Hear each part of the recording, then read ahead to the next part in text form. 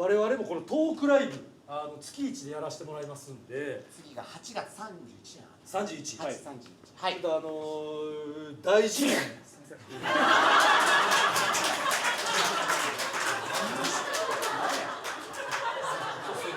何を風邪なのか花粉症なのかボケなのか何系のくしゃみなんですか今の。すいません。